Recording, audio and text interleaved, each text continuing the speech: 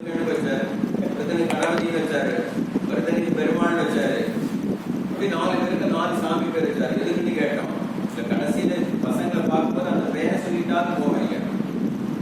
4 பசங்களை 4 கடை வச்சிருந்தோம். இருக்குது ஜீவன் போற நேரத்தில் ஒருத்தனை அவர் முருகா இங்க வாழ்னாரு, கணபதி இங்க வாழ்னாரு, பெருமாள் இங்க வாழ்னாரு, எல்லாரையும் கூப்பிட்டாரு, எல்லாம் சாமிநாதான் வாழ்னாரு. எல்லாரும் வந்துட்டான். கிட்ட வந்து நிக்கிறான். உயிர் போற நேரம் ஒருத்தனை கேட்டாரு, கடை கணக்கு என்ன? அப்ப கூட எங்க நிக்க முடியல. நான் சொல்றது புரியுதா உங்களுக்கு? உங்களுடைய தாட் அதுவாக இருக்கக்கூடாது. உங்களுடைய தாட் எதுவாக இருக்கணும் சாமி இருக்கிறாரு. இது உயிர் தான். நம்ம எப்படி மரணம்னு தெரிஞ்சு போச்சு. இந்த நேரத்தையாவது நான் யாரை பாத்திரணும். சோ அந்த நேரத்துல சில பேருக்கு அந்த வாய்ப்புன்னு சொல்றாரு. ஏன்னு கேட்டா அப்ப உங்களை மறந்துடும். தன்னை மறந்த நிலவரம் தொடங்க இல்லையா? அந்த நேரத்துல உங்களை எங்க கூட்டிட்டு போயிடலாமா? இயல்பாவே அது நடக்கும். உங்களுக்கு தெரியுமான்னு தெரியல. உங்க மரணம் சம்பவிக்கிற நேரத்துல உங்களை இழுத்துட்டு போகும். உங்களுக்கு எந்த அளவுக்கு நீங்க இந்த ஈடுபாடோட இருந்து அந்த அளவுக்கு அதை செய்யும் இழுத்து போகணும். சில நேரம் அது உங்களுக்கு என்ன செய்து விடலாம், காட்சியும் படலாம் இல்லையா? காட்சி கொடுத்து விட கூட்டு போகலாம். ஏன்னா நிறைய பேர் கர்ணன்லாம் கடைசியில தானே கேட்டான். ஒரே ஒரு மாதிரி நீ யாருன்னு காட்டியிருந்தானே சொன்னான் இல்லையா? சோ அந்த சூழ்நிலைகள் எப்படி வேணாலும் இதெல்லாம் துரியாதீனம் தான். சும்மா துரியாதீனம் துரியாதீனம் ஒரு அற்புதமான விஷயம் இல்லையா? சோ மகிழ்ச்சி அதை எப்படி கொண்டு போறாங்க அப்படிங்கறத மட்டும் நான் இப்ப உங்களுக்கு விளக்கிட்டு நம்ம தவிர்த்து போயிடும். அவருக்கு முதல்ல தோத சாங்க ரிலேட் சொல்ல. தோத சாங்கம்னா தோ பிளஸ் பிளஸ் 12 அங்குலம், 12 அங்குலம் ஒரு அடி கூட விரிஞ்சு நிக்கிறது சொல்றாங்க. எப்படி விரிஞ்சு நிக்கிறது எல்லாரும் கேட்கிறாங்க. எப்படி வேணாலும் விரிஞ்சு நிக்கலாம். தலைக்கு மேல ஒரு அடி விரிஞ்சு நிக்கலாம். இல்ல நீங்க ஒரு காந்த களத்துக்குள்ள இருக்க உங்க சூக்கும விரிகிறது போல நீங்க பாவித்துக் கொள்ளலாம். நீங்க ஃப்ளோட் ஆகிறது மாதிரி பாவித்துக் கொள்ளலாம்.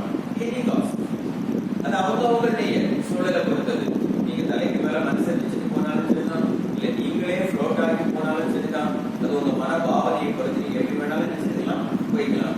சோ அதுக்கு மேல இப்ப நீங்க சாதாரணமா முதல்ல போகிற பொழுது நீங்க நேரே அப்படியே உடனே அந்த சந்தர்ப்பத்துக்கு போயிடலாமான்னு கேட்டா உடனே போயிட முடியாது.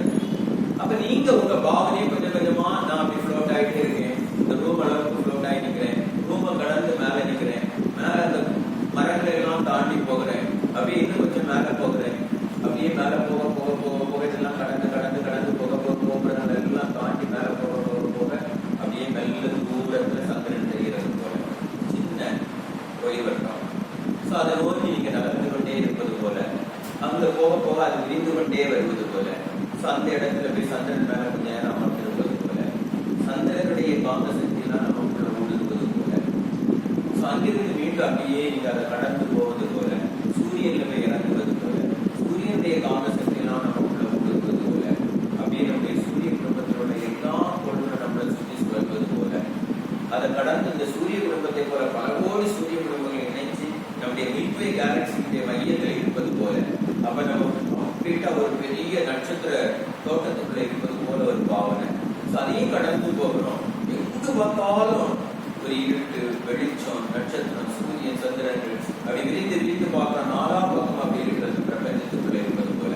இந்த பிரபஞ்சத்தை கடந்து செல்கிற பொழுது மெல்ல மெல்ல அந்த ஒளிகள் எல்லாம் குறைந்து கொண்டே வருகிறது.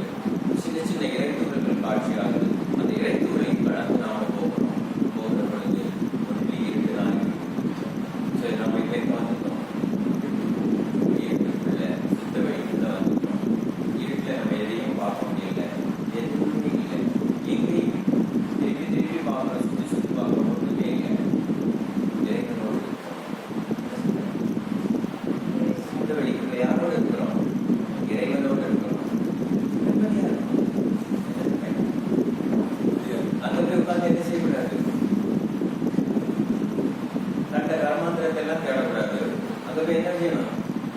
நிம்மதியா இருக்கிறேன், இப்படிக்குள்ள போயிட்டேன், வீட்டுக்குள்ள போயிட்டேன், அவனோட இருக்கிறேன், எவ்வளவு தானே இருக்கிறேன், என்ன வேணும், இந்த தேடல்கள்லாம் வரக்கூடாது. அங்கதான் இருக்கிறேன், சும்மா இருக்கிறேன், பசிக்காது, தேடாது, தேவையில்லை.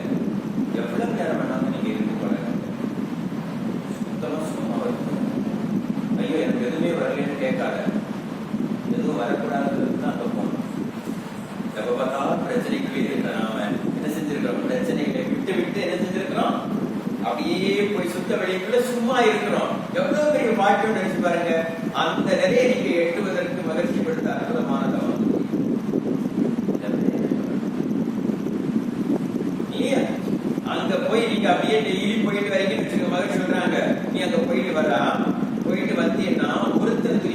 இருந்தாலும் ஊருக்கே செஞ்சது போல இருக்குமா. ஏன்னு கேட்கிறான். அப்ப பாருங்க, ஒருத்தருக்கு பிறகு அந்த ஆற்றல் இந்த ஊருக்கெல்லாம் நன்மை விளைவிக்கும். யாராவது ஒருத்தர் அப்படியே சுத்த வெளிக்குள்ள இருந்து எல்லாத்தையும் நினைச்சு அப்படி தவறு செஞ்சு இந்த ஊருக்கெல்லாம் மழை பெய்யணும்னு நினைச்சா மழை பெய்யும். யாரு அதனோட இணைந்து இருந்து கொண்டு இறைவனோடு இணைந்து இருந்து கொண்டு எதை கேட்கிறீங்களோ அதெல்லாம் கிடைக்கும். எவ்வளவு பெரிய வாய்ப்பு நினைச்சு பாருங்க. அப்ப அந்த நிலைக்கு வந்து என்ன செய்யறது? இந்த துரியாதீனமும் உயர்த்துது. அப்ப அந்த இடத்துக்குள்ள போய் உட்கார்ந்து பழகுங்க. அப்படியே கொஞ்சம் கொஞ்சமா மனசு கொண்டு போய் அதை சேர்த்து அப்படியே உட்கார நீங்க நல்ல ஒருத்தர் துரியாதீனம் செஞ்சா தவம் வராதவங்களுக்கு எல்லாம் வரணும். யாருக்கு தவம் வராது நினைச்சுமா அவங்களுக்கு எல்லாம் கூட என்ன செய்யுமா? தவம் வந்துருங்கிறாரு. துரியாதீனத்துக்கு அவ்வளவு வேல்யூ. அப்ப உங்களுக்கு வாய்ப்பு கிடைக்கிற போதெல்லாம் எங்க போய் உட்கார்ந்துக்கிடுங்க. துரியாதீனத்துல போய் உட்கார்ந்துக்கிடுங்க. செய்யணும் இல்லையா? எப்பெல்லாம் நிறைய பேர் கேட்கிறாங்க, எப்பதான் சார் செய்யுது? எத்தனை தவம்? எந்த தவம் செய்யணும்? இந்த தவம் செய்யலாம் ஒண்ணு கிடையாது. அமைதியா உட்கார்ந்து அப்படியே யோசிச்சு எங்க போயிடணும். சுத்த வழிக்கு போயிட வேண்டியதுதான் இல்லையா? அதுதான் ஈஸியான தவம். ஏன்னு சொல்லுங்க, உனக்குள்ள எதையும் பார்க்க வேண்டாம், எந்த கிளாண்ட் வேலை செஞ்சு ஒன்றும் பார்க்க வேண்டாம். மனம் எங்க போயிடணும்? வேலை போயிட வேண்டியதுதான். ஈஸி இருக்கிறதுலயே இல்லையா? நான் மனம் அறிஞ்சு அங்க போயாச்சு, அங்க போய் பிளாங்கான ஒரு சிச்சுவேஷன்ல போய் உட்கார்ந்துட்டோம், எந்த ப்ராப்ளமும் இல்லை. அப்ப பாட்டு இந்த தவங்கள் எல்லாம் செய்யற போது இப்ப ஒருத்தர் கேட்கிறாங்க, சார் நிமித்து உட்காரவே முடியல. பரவாயில்ல, மனம் அறிஞ்சு இல்லையா? நீ 9 வயது தவம் செஞ்சா நிமித்து உட்கார்ந்து ஆகணும். ஏன்? அந்த சக்கராஸ் வழியாக என்ன செய்ய முடியும்? மேல போக முடியும். ஆனா துரியாதீனம் செய்வதற்கு உனக்கு எந்த பிரச்சனையும் இல்லை. உன் மனம் என்ன செஞ்சாச்சு? பிரிஞ்சு போயாச்சு. சில பேர் துரியாதீனம் செய்யும்போது நீங்க பாத்தீங்கன்னா தலைவே கீழே பூட்டி இருக்கும். அவன் இருப்பான், சுத்த வெளியில இருப்பான். நீங்க எந்த உடம்பு எந்த பொசிஷன்ல இருக்குன்னு கூட உனக்கு தெரியாது. ஆனா மைண்ட் எங்க இருக்கும்?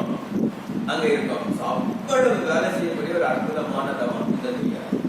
புரியுதா? அப்ப அது போல நாம ஒவ்வொரு இடமும் தோதசாங்கம், சந்திரன், சூரியன் இதெல்லாம் உங்களுக்கு இங்க சொல்லுகிற பொழுது நாங்க அப்படிதான் சொல்லுவோம். அந்தந்த பாயிண்ட மட்டும் சொல்லுவோம். ஆனா நீங்க வெளியிடும்போது அப்படிதான் வெளியிடணும் இல்லை. உங்களுக்கு என்ன செய்யலாம்? உங்களுக்கு எப்படி ஸ்டெப் பை ஸ்டெப்பா பிரிஞ்சு போக முடியும். நீங்க என்ன செஞ்சுட்டே இருக்கலாம்? அப்படியே பிரிஞ்சு போயிட்டே இருக்கலாம். போய் சுத்த வெளிக்குள்ள மிங்கில் ஆகிற பொழுது மணிக்கூர் கணக்காகும். என்ன சொன்னேன்? பல மணி நேரங்கள் கூட என்ன செய்ய முடியும்? இருக்க முடியும். அதனால நீங்க இருக்கிற நேரம் 2 மணி நேரம் ஆயிப்போச்சு, 1 மணி நேரம் ஆயிப்போச்சு இறங்க கூடாது. என்ன சொல்றேன்? அரை மணி நேரம் ஆயிப்போச்சு அப்படிலாம் நினைக்க கூடாது. துரியாதீனம் செய்கிற போது உங்களுடைய ஓன் டைம் நீங்க என்ன செய்யலாம்? உங்களுக்கு எவ்வளவு நேரம் வேணுமோ எடுத்துக்கலாம். ஏன்னா இதுல எந்த பாதகமும் இல்லை. உங்க பாட்டுக்கு அங்க டிராவல் பண்ணலாம், அமைதியா உட்காந்துக்கலாம். இன்னும் உங்களுக்கு சிரமமா இருந்ததுன்னா அங்க சுத்தவெளிக்கு போறதுக்கு முன்னாடி பிரபஞ்ச காலத்துல போறது மகிழ்ச்சி கைப்பிடிச்சுக்கலாம். நீயே கூட்டு போய் சாமின்னு சொல்லியிருக்கியா? பாவனை தானே, அவரே செஞ்சு போயிடுவாரு, இழுத்துட்டு போயிடுவாரு. அப்படி போயிட்டு நீங்க ரிட்டர்ன் வந்து போய் வந்துட்டே இருந்தீங்கன்னா உங்க ஆத்மா கட்டாமேட்டட், கலங்கப்பட்ட ஆத்மா. சுத்த வெளிக்குள்ள போயிட்டு வர உங்க ஆத்மாவில் இருக்கக்கூடிய கலக்கம் கொஞ்சம் கொஞ்சமாக கரையப்படும். ஒரு நாள் என்னைக்கு கம்ப்ளீட்டா கரைஞ்சு உங்க ஆத்மா சுத்த வெளிக்கு அளவு சுத்தமாயிடுதோ அன்னைக்கு இறை உங்களுக்கு காட்சி.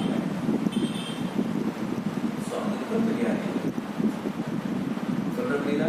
அப்ப இது கிடைப்பதற்கு அரிய ஒரு வாய்ப்பு. நீங்க எல்லாம் நல்லா என்ன செய்யலாம்? புரியாதமா செய்யலாம். இப்ப நாம தவம் செஞ்சு பார்க்கலாம். சரியா? மணி நஞ்சு